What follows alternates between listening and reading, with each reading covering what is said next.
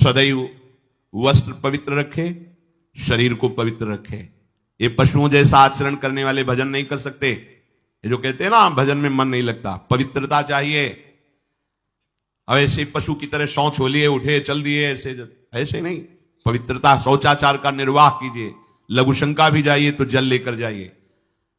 इंद्री का प्रक्षालन, फिर हाथ का प्रक्षालन, फिर 3 बार आत्मन राधा वल्लभ श्री हरिवंश, राधा वल्लभ श्री हरिवंश, जैसे शास्त्रीय विधान में केशवाय नमः, नारायणाय नमः, माधवाय। पवित्र रहिए। देखो भजन कैसे नहीं होता। मिट्टी जल आदि से बाह्य शरीर की पवित्रता और छल कपट के त्याग से भीतर की पवित्रता बढ़ती है। गुरु से कपट, यह सर्वनाश का लक्षण है। अगर तुम में कोई दोष है, गुरुदेव पूछ रहे हैं, तुमने ऐसा अक्षरशः जैसा हृदय में वैसा बोल दे जी, अब चाहे दंड दो चाहे क्षमा करो, ये आपका विषय है। पर सत्य बात यह कि मेरे हृदय में ऐसी पाप वृत्ति थी, मैंने ऐसा किया या ऐसा करने का हमारे संकल्प बन रहा है। गुरु से कपट नहीं। अंदर कपट रखोगे, मन मलिन हो जाएगा, भाग जाओगे, माया घसीट ले जाएगी। जो गुरुदेव ने उपासना दी है उसी का केवल अनुष्ठान। समय कहां आपके पास और के लिए? कहां समय है? प्रियाजू के सिवा हमारे पास समय कहां है? ऐसी दिनचर्या है, एक क्षण भी तो समय नहीं है, तो हम फिर और क्या अनुष्ठान करें? अपनी लाडली जू को हर समय देखते रहना है, दुलार करना है, नाम मंत्र वाणी जी का गायन, उन्हीं की सेवा में। गृहस्थी है तो जो व्यापार नौकरी उन्हीं के लिए समर्पित करें। इसके लिए बहुत सहन शक्ति चाहिए। ठंडी गर्मी, मान अपमान, निंदा स्तुति, परिवार वालों की अवहेलना, ये सब मिलेगा इनाम में। इसे सहो चुपचाप। इसके लिए रो मत। कैसे लोग हैं रो देते हैं, शरीर की प्रतिकूलता में रो देते हैं। अरे आंसू श्री जी के लिए, सिर्फ प्यार में रो श्री जी के, और सब दुख मुस्कुरा के सहना सीखो। मौनम, वाणी को बहुत संभालिए। नाम जप के लिए मौन बहुत आवश्यक है। अगर बार बार थोड़ी थोड़ी देर में बोलते रहेंगे तो एकाग्रता भंग होती रहेगी, नाम में मिठास नहीं अनुभव कर पाएंगे। कभी कभी ऐसा होता है ये जाम हो जाता है, बोलना भी चाहे तो नहीं बोल पाते, क्यों? क्रम टूट जाएगा। शाम के समय जैसे किसी से मिलना जुलना नहीं, तो तभी लोग पूछते मौन हो क्या? तो फिर नहीं, मौन नहीं, क्या बात, इशारे समझ लो जो काम, चलो। क्योंकि अगर निरंतर मंत्राकार वृत्ति तो बोलने की भी हिम्मत नहीं रह जाती। पर वहां तक पहुंचने के लिए वाणी का मौन आवश्यक है। मौन का मतलब ऊं करना नहीं है, आवश्यक हो तो शब्द बोल दो, नहीं अधिकतर मौन रहने की चेष्टा करो। जो आपको मार्ग मिला है, कई बार वर्णन किया है कि सत्संग में जो शब्द आपको लगते हैं तो डायरी में लिखना चाहिए, या याद कर लो, बाद में लिख लेना जाके। और अपने लिखे हुए सत्संग के वचनों को रोज स्वाध्याय करना चाहिए। अमुक तारीख के सत्संग में ये पॉइंट, और उनको बार बार, ऐसा नहीं कि आपको ही कह रहे हैं, जहां जहां संत मिले जो जो बोले उनके सामने तो लिखा पड़ी नहीं, पीछे हट के लिखना। 2 डायरी हैं, एक सन्यास की है, एक वैष्णव मार्ग। दोनों को, गुरुजनों की, महापुरुषों की वाणी को एकदम एकाग्रता से सुनाओ। जब अलग हटे तो सबसे पहला काम, इस तारीख को इस महापुरुष ने ये शब्द बोला, और उन्हीं का बार बार स्वाध्याय करना। क्योंकि सब शास्त्रों में कहां हम दौड़े घूमेंगे, महापुरुष जन सब शास्त्रों का सार बोलते, उसे लिख लिया। सरलता, आपका जीवन सरल होना चाहिए।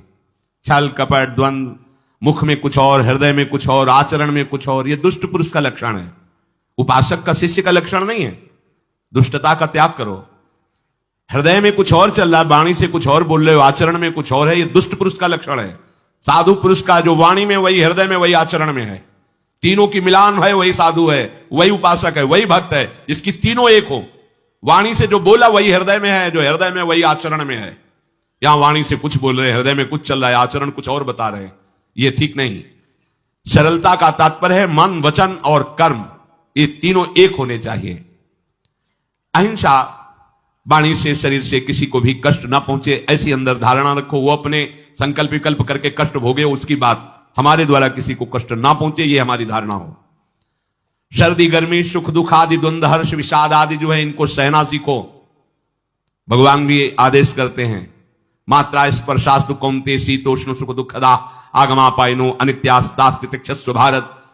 जो इनको सह जाता है वही परम पदवी को प्राप्त होता है। थोड़ी सी गर्मी आहा, थोड़ी सी सर्दी आहा, पूरे जीवन गर्मी। पैर की त्वचा ऐसी हो गई थी कि बंबूल का कांटा टूट जाता था, घुसता नहीं था। जीवन में कभी पादुका ही नहीं, तो चमड़ी इतनी मोटी हो गई थी पैरों की। सर्दी गर्मी जैसा आप इसको, आप देखो, यहां आप कौन सा स्वेटर पहनते हैं? जीवन में कभी नहीं। सर्दी में क्या होता है, यहां ये त्वचा नहीं क्या, हमें तो लगता है काफी सुकोमल अन्य अंगों से यहां की त्वचा है, कपोल, नासिका, नेत्र आदि। यहां क्या पहनते हो सर्दी में, क्या बिगड़ जाता है? क्योंकि अभ्यास है, गर्भ के बाद निकलने के बाद यहां कुछ ढका ही नहीं, यहां कुछ नहीं ढका, तो पूरे जीवन ढकने की जरूरत नहीं। और अगर पूरे अंगों में न ढका होता तो पूरे जीवन ढकने की जरूरत नहीं। जो जंगल में दिगंबर महापुरुष रहते थे गंगा के किनारे कितने, तो उनको क्योंकि अभ्यास, और हमने अभ्यास किया कपड़े लत्ते का, तो अभ्यास हमने अभ्यास किया, एसी रूम का अभ्यास किया, गीजर से नहाने का वो अभ्यास किया, तीनों काल गंगा स्नान वो अभ्यास, कुछ फर्क नहीं पड़ा इस जड़ शरीर में। इसको जैसे रखो। तो सहने का अभ्यास, यदि माया से मुक्त होना है तो सहने का अभ्यास रखो। ये जरा में ओह बहुत गर्मी, ये नहीं उपासक, गर्मी है ठीक है, शरीर का धर्म है, तो इंद्री में ताप लग रहा है ठीक है, राधा राधा राधा। आप कहोगे प्रवचन करने से नहीं होता, कभी बिजली नहीं रखी ईद दाम में, कटवा के रखे थे? बिल्कुल नहीं। जितनी देर होश रहा आंख का हाथ से पंखा कर लिया, नहीं तो बस राधा राधा राधा, जो मिला मांग के खाया कुछ आसन पे ले। प्रवचन ही केवल नहीं रहे, अब तो जैसे जोई जोई प्यारो करे सोई मोहि भावे, नहीं, जानबूझ करके अपने शरीर को अधीन नहीं करना चाहिए। सुविधाओं की अधीनता, तुम भोगता नहीं, सुविधाएं तुम्हें भोग रहे हैं। जितना तुम सुविधा भोगी बन जाओगे उतना तुम कमजोर हो जाओगे। सीधे प्रकृति का वार सहो, तुम महात्मा सुदृढ़ बलवान हो जाओगे, तुम्हारे आगे समर्थ शब्द लग जाएगा। जो प्रकृति के और विकारों के वेगों को सीधे सहता है उसे महात्मा कहते हैं। समहात्मा सुदुर्लभा यम ही न व्यथ्यन्ते पुरुषम पुरुषर्षभ सुख दुख समा। जिसका सुख दुख समान भाव, किसी भी वेग की व्यथा से हृदय व्याकुल नहीं होता, वो भगवान को प्राप्त करने का अधिकार प्राप्त कर लेता है। इसलिए सहनशीलता। सर्वत्रात्मनेश्वरान वीक्षाम कैवल्य मनिकेतताम विभक्त चीर वसनम संतोषम एन केनचित। ये ध्यान रखो कि तुम कभी प्रभु से अलग नहीं हो। सर्वत्र भगवान हैं तो यहां भी हैं, सब समय में हैं तो इस समय में भी हैं, सब में हैं तो हम में भी हैं, सबके हैं तो हमारे भी हैं। हम कभी भी प्रभु से विलग नहीं हूं। एकांत सेवन तुम्हारा स्वभाव बन जाना चाहिए, चाहे जो हो। थोड़े समय के लिए तो एकांत बैठो। एकांत मिला तो मोबाइल का संग कर लिया, एकांत मिला तो मित्र बना लिए, बैठ के प्रपंच वार्ता कर रहे हो, नहीं। अगर भगवत प्राप्ति करनी, माया मुक्त होना है तो एकांत एकांत ही होना चाहिए। भले 100 लोग हैं, हमारा किसी से कोई संबंध नहीं, और हम बैठे हैं अपने आराध्य देव के चिंतन में, हम एकांत हैं। और गुफा में बैठे हैं, शरीर एकांत है, मन से चिंतन संसार का हो रहा है, प्रपंच में है, एकांत में नहीं है। एकांत शब्द का अर्थ समझना चाहिए। हम एकांत को सीधे गुफा या कहीं एकांत, ऐसे एकांत का अर्थ है एक के सिवा दूसरा कोई नहीं, अर्थात एकमात्र भगवत चिंतन में डूबा हुआ उपासक। बाजार में बैठा हुआ भी एकांत है, सभा में बैठा हुआ एकांत है, और प्रपंच का चिंतन करने वाला बंद कमरे में भी प्रपंची है, गुफा में भी प्रपंची है। जहां आप रह रहे हो उसे ये मेरा घर है ऐसी भावना का त्याग कर दे। अनिकेत ये भगवान का दिया हुआ वास स्थान है। कुछ समय के लिए इसमें शरीर निर्वाह कर रहे हैं, ये भी छूटेगा और ये भी छूटेगा। जैसे स्टेशन में बैठा आदमी आराम से, पर वो बैठा इंतजार कर रहा है कि कब हमारी गाड़ी आवे और उस पर हम यात्रा करें। बस ऐसा ही कुछ स्टेशन जैसा विश्राम है। कब मृत्यु आवे, शरीर छूटे, हम प्रिया प्रीतम को प्राप्त हो। ये न मेरा था, न मेरा है, न मेरा रहेगा। ये न मेरा था, न मेरा है, न मेरा रहेगा। गृहस्थ हो तो पवित्र वस्त्र पहने, और त्यागी हो तो जैसे मिल जाए भगवत कृपा से वैसे वस्त्र पहने। प्रारब्ध के अनुसार तुम्हें जैसी व्यवस्था मिली उसमें संतोष करना सीखो, मांग मत रखो। प्रभु की प्राप्ति के लिए खास बात ध्यान रखनी है, अपनी उपासना में दृढ़ श्रद्धा रखो और सर्वश्रेष्ठ भाव रखो, पर दूसरे किसी की भी निंदा ना करो। अगर किसी की भी निंदा करोगे तो फिर माया तुम्हें मुक्त होने नहीं देगी। मन को, वाणी को, शरीर को संयम में रखो, अर्थात भगवत भजन, भगवत वार्ता और मौन।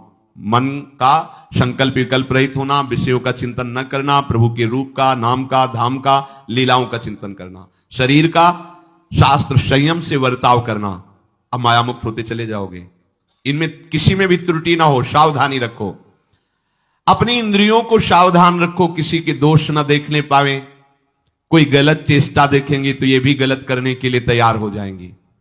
हे राजन, श्रवणम कीर्तनम ध्यानम हरेरद्भुत कर्मणः जन्म कर्म गुणानां च तदर्थे अखिल चेष्टिता। श्री भगवान के बड़े अवतार हुए हैं, बड़ी अद्भुत अद्भुत लीलाएं हैं। प्रभु का प्रकट होना, लीला करना, दिव्य गुणों का वर्णन, यदि आप इनको गाएंगे लीलाओं को और श्रवण करेंगे तो मोह की बात क्या, महामोह का भंजन हो जाएगा। बड़ी सामर्थ्य है भगवान के चरित्रों की, महिमा बड़ी है। अगर इनको आप सुनेंगे, बार बार सुनेंगे, तो आपको और कोई साधन करने नहीं पड़ेंगे, अपने आप सब साधन प्रकाशित हो जाएंगे। जहां कहीं कभी भी किसी का उद्धार की बात आई है तो भगवत चरित्र सुनने से ही आई है। शरणागति श्रवण से ही प्रारंभ होती है, भक्ति भी श्रवण से ही प्रारंभ होती है, पूर्णता भी श्रवण से ही होती है। श्रवण सुजस सुनी आयऊ, और श्रवणम कीर्तनम स्मरणम, पहला श्रवण। खूब भगवत चर्चा सुनने का स्वभाव बना लेना चाहिए। पर देखा जाता है कि 20 वर्ष भगवत चर्चा सुनने पर रंग नहीं आता, क्योंकि ये तो बना लिया स्वभाव कि जहां भी कथा हो रही सुन रहे और बाद में निकले तो बख्शते वो किसी को नहीं, सबकी निंदा करते। बस किसी एक की प्रशंसा, एक की निंदा, तुम्हारा सारा का सारा सत्संग बेकार हो गया। अगर सत्संग को सुरक्षित रखना है तो ना किसी की स्तुति, ना किसी की निंदा, जो सुना है उसको अपने जीवन में मनन करते हुए उतारे। प्रभु की लीलाओं का श्रवण और प्रभु के नाम का कीर्तन और प्रभु के रूप का ध्यान, ये तीन बातें बहुत जल्दी भगवत प्रेम प्रकट कर देती हैं। ये तीन बातें बहुत जल्दी भगवत प्रेम प्रकट कर देती हैं। प्रभु के अवतार लीला चरित्रों का खूब गायन करे, खूब श्रवण करे। भगवान की अवतार लीलाएं भी हैं और प्रभु की प्रेममय निकुंज लीलाएं भी हैं। तो अगर आपका निकुंज लीला में प्रवेश नहीं है तो प्रथम सुने भागवत, भक्त मुख भगवद वाणी, भगवान के अवतारों का, भगवान की अवतार लीलाओं का श्रीमद् भागवत में खूब बढ़िया वर्णन है। पढ़ो, सुनो, क्या होगा इससे? मोह का नाश हो जाएगा। दूसरी बात, नाम कीर्तन, ये तो महान अमृत है। बिल्कुल विश्वास कर लो, नाम कीर्तन अमृत है। ताली बजा के, मंजीरा बजा के, ढोल बजा करके, नाच करके, जैसे बने, अकेले, चार लोग, जैसे बने, नाम संकीर्तनम यस्य सर्व पाप प्रणाशनम। देखो, भगवत चर्चा ने महामोह का नाश कर दिया और भगवान नाम कीर्तन ने सब पापों का नाश कर दिया। नाम संकीर्तनम यस्य सर्व पाप, सर्व पीछे बीच में जो भी जमा संचित कृप, सब को भस्म करने की सामर्थ्य नाम कीर्तन। ये जो राधा राधा आप बोलते हैं, बहुत अमृत है, बहुत अमृत। और प्रभु के रूप का ध्यान, ये तीन बातें बहुत जल्दी माया मुक्त कर देंगी, आपको भगवत प्राप्ति करा देंगी। प्रभु के रूप के ध्यान के लिए ही दिव्य श्यामा श्याम ने बिहारी जी का रूप धारण किया। ये किसी मूर्तिकार की रचना नहीं है। श्री राधा रमण जी सरकार, राधा वल्लभ लाल जी महाराज, श्री बांके बिहारी लाल जी महाराज, ये साक्षात प्रगट ठाकुर हैं। प्रिया प्रीतम हमारी दृष्टि में सामर्थ्य नहीं कि देख सके, वो तो हरिवंश नेत्रों से देखे जाते हैं। निकष कुंज ठाड़े भये भुजा परस्पर अंश, श्री राधा वल्लभ मुख कमल निरख नयन हरिवंश। हरिवंश नेत्र प्रकट हो जाएंगे, आश्रित जन हो, चिंता की बात नहीं। पर ये जो रूप प्रकट है, इसके ध्यान में तो तुम्हें कोई श्रम नहीं करना। बिहारी जी महाराज, राधा वल्लभ जी महाराज, राधा रमण जी महाराज, भर नेत्र देखो और अपने नेत्र के कैमरा से खींच लो फोटो।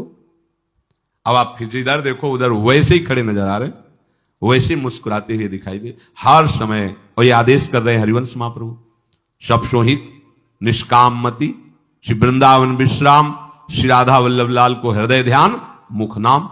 राधा वल्लभ लाल का ध्यान करो और राधा वल्लभ श्री हरिवंश बोलो तो तुम्हारी मति निष्काम हो जाएगी, तुम्हें अखंड वृंदावन वास मिल जाएगा।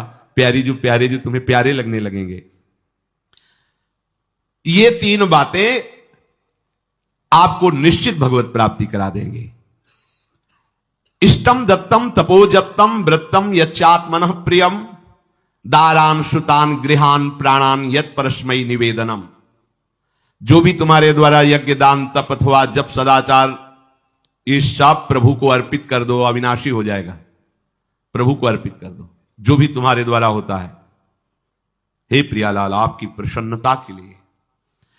फिर दोबारा कह रहे हैं, स्त्री पुत्र घर जीवन और अपने प्राणों का मोह त्याग करके, प्राणों का मोह त्याग कर। यहां पूरा समाज वैसे ही सब बैठा है हृदय में। देखो, जिस मार्ग में चलना उसे समझो। अंदर से केवल प्रिया प्रीतम में ही हमारी अहमता ममता होनी चाहिए।